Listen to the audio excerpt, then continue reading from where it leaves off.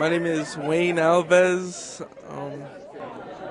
The question that I believe a lot of people, like a young man, black African American man like myself, is how do we feel when we get stopped by police and we just ask ourselves why? Like, what was the reason for the stop?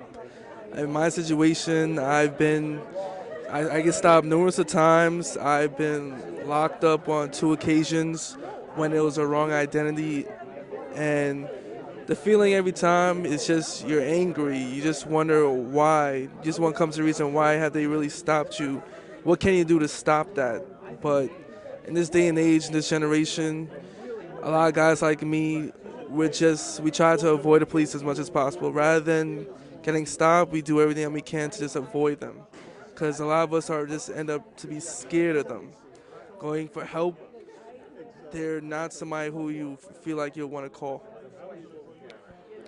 And that's how I feel when it comes to getting stopped in New York.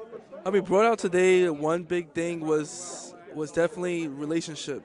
A lot of people in bad communities, they don't have any type of relationship with the officers. I guess that's why officers don't know how to really relate to people in bad situations and bad neighborhoods. But something like that could be very uplifting. If the relationship gets better, it can fix a lot. I thought this was a wonderful session. Um, as a media executive and one who understands how audiences work and how consumer behavior work, um, I wish we could have talked about that a little bit more as it relates to how the media is affecting you know, these particular cases and their role in these cases. But our experts, I'm sure, had we pushed them, they would have come up with some really good feedback for the audience.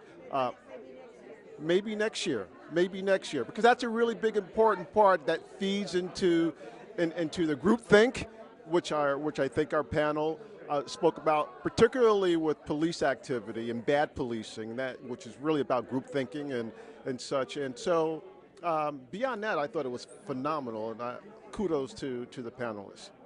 I'm Darius Myers.